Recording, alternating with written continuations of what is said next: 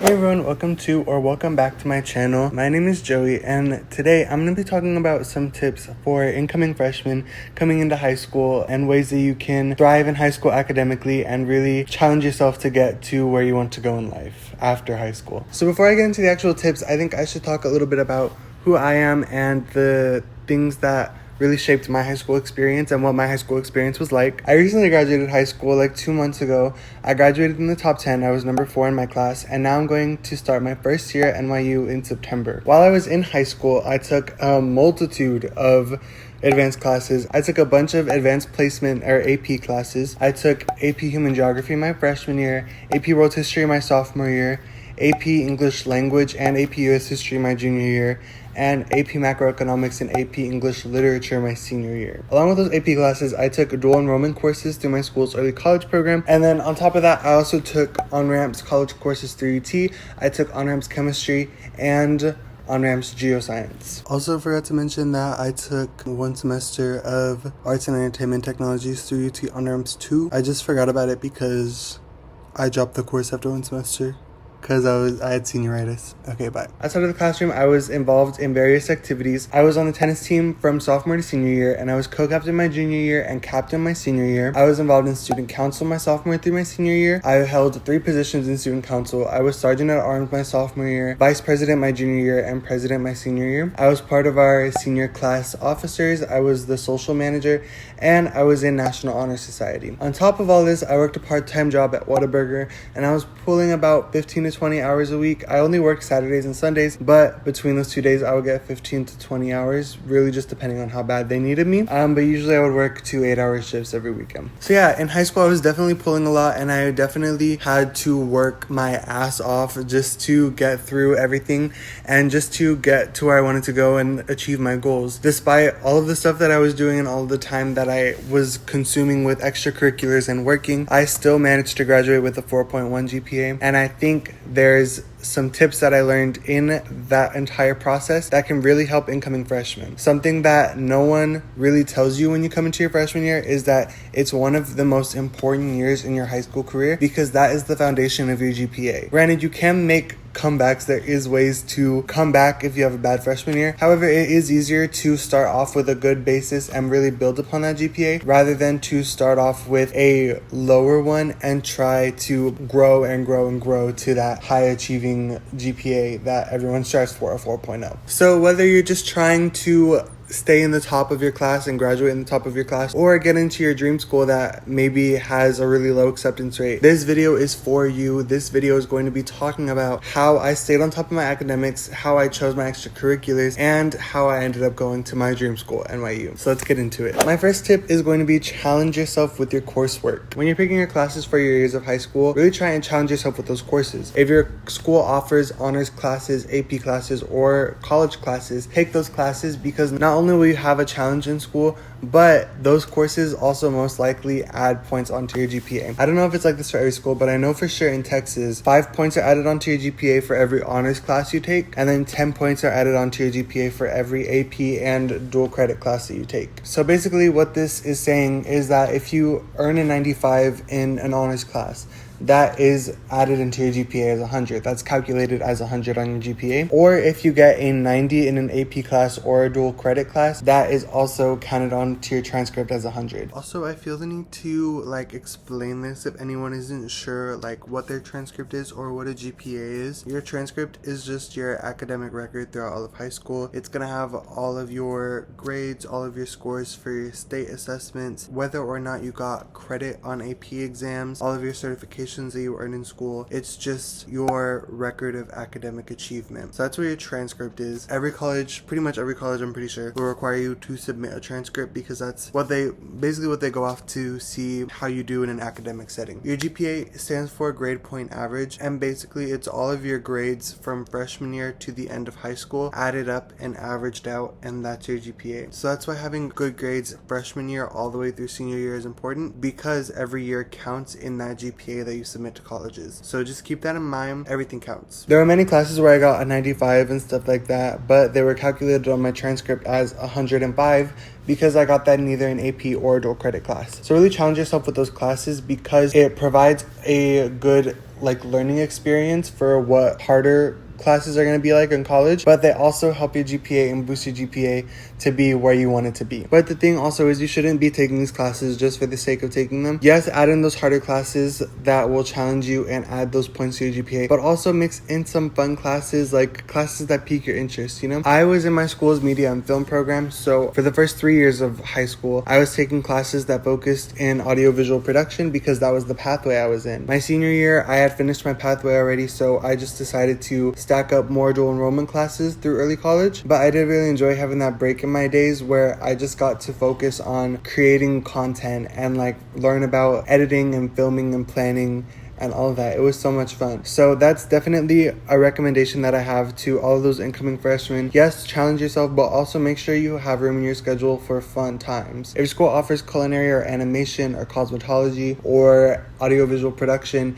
and those interest you, take those classes because you're never going to get that time back. I feel like taking those interesting classes really helps you stay motivated and makes you try harder in school because you want to be there and you want to learn the material, and disinterest is honestly the biggest killer of motivation. Just remember though, you don't have to overload your freshman year. Try out like 1 or 2 AP classes really just to test how you do in those classes, and you can always ramp it up from there. Okay, tip number 2. I know this sounds kind of obvious, but it's really important to remember this as you go on through high school. Actually learn the material. Don't just try and cheat your way through classes. I know, trust me, how hard it is to actually find the motivation to do your coursework when you've been out in your extracurricular or you've just gotten home from work. But in the long run, it's really going to benefit you to actually learn the material and actually build these study habits, because once you get into those harder classes, your upperclassmen years that really ramp up, and you don't have those study habits, it's going to hurt you in the long run. Even on tests in these classes that you don't actually do your work in, you're going to bomb those tests every time, and it's going to bring down your average. So try and learn the material, because at the end of the day,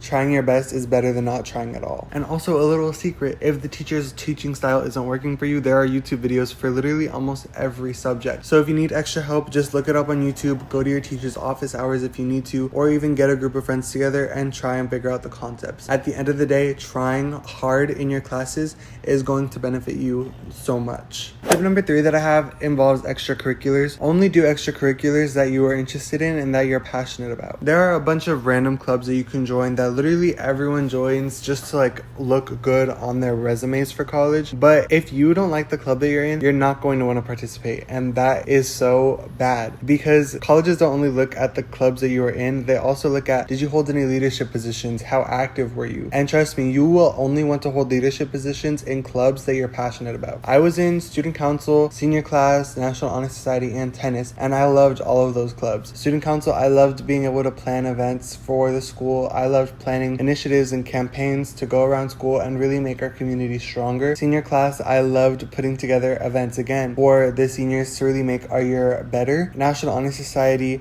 was really just a given, because senior class and student council, we did so much community service that it's just like, why would you not be a part of National Honor Society? And then tennis, I didn't really know if I would like it when I first started it, but it seemed fun. I wanted to give it a try, and I ended up loving it, and I ended up becoming captain. I wouldn't have tried as hard as I did in tennis if I didn't like it, and I wouldn't have gone for president or social manager in senior class or student council if I didn't like what those 2 clubs were about. So really try your best to join clubs that you're passionate about.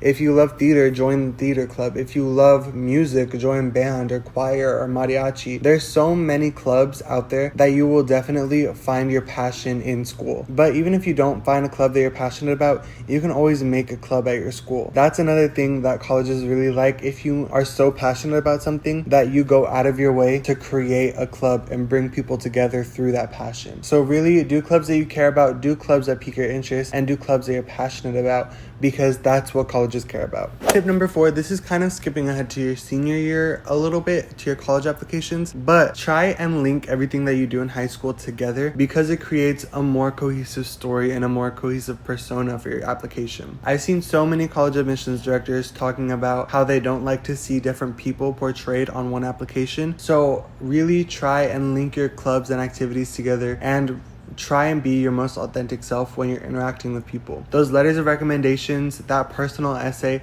and those clubs and extracurriculars really build a story on your application, and you want that story to make sense and you want that story to connect. When you're talking to teachers and building relationships with teachers, make sure you're being your authentic self.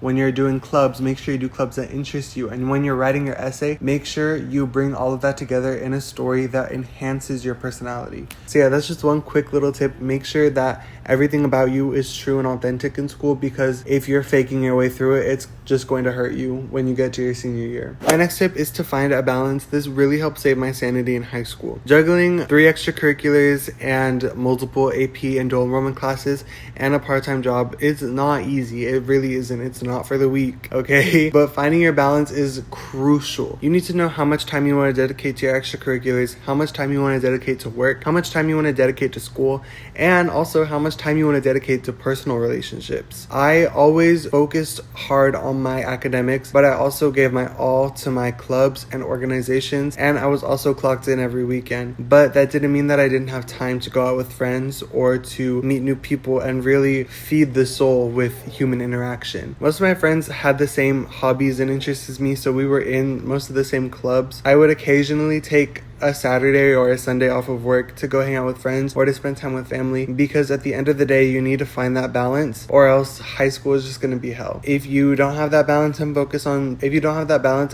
too much on one thing, you're going to be miserable and you're going to want it to end. And that's not how high school should be. You should be having fun. Yes, focusing on getting where you want to be in high school so that you graduate and you're able to have all these doors open for you, but also you want to have that fun experience and really have that, high school experience that everyone dreams about and thinks about. So definitely work on finding that balance and work on building those relationships, because those are some of the most important things in high school, and those are some of the things that you'll walk away remembering the most. But yeah, just remember, balance isn't about doing everything, it's about doing the right things with intention. And a quick bonus tip is that it's okay to change courses and directions. You might go into high school thinking you want to be like a doctor or something like that, but then after you're done, you're like, wait, I kind of want to lean more into humanities or social sciences and stuff like that. And that's completely fine. When I started high school, I thought I wanted to be a film major, and I was dead set on going to NYU or USC to their film school and getting my bachelor's in film studies. And as the years kind of went on, especially when I got to senior year and took my college government courses, I realized, wait,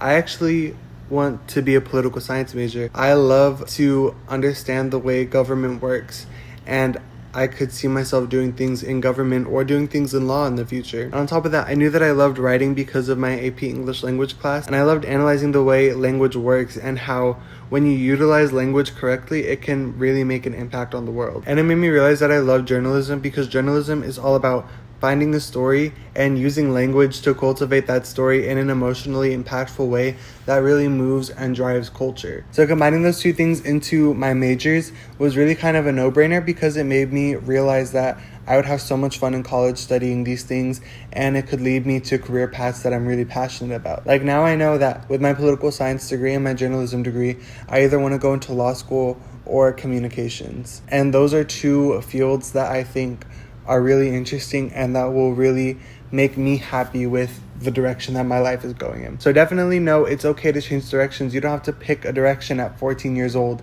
and stick with it through the rest of your life. I mean, I'm 18 and I don't even truly know if this is what I want to do, but right now, this is what I want to do, this is what I'm passionate about, and this is what I'm going to do. So to recap everything that I've talked about in this video, challenge yourself with courses that push you and also take courses that interest you. Take learning seriously and don't cheat yourself out of an education. Do extracurriculars that you are passionate about and genuinely enjoy. Try and link your activities together to create a strong story for your college applications. Find a balance between school, working, extracurriculars, and personal relationships. And remember, it's okay to change direction and you don't have to have everything figured out right now. So that is going to wrap up my video about tips for incoming freshmen into high school. If you guys enjoyed, give it a thumbs up and leave a comment down below about your favorite part. Or if you are also a recent graduate from high school, give some tips in the comments to incoming freshmen that you wish you knew when you were starting high school. Good luck, incoming freshmen. You are going to do great, and just know you are not alone. Thank you guys so much again for watching this video, and I'll see you next time. Bye!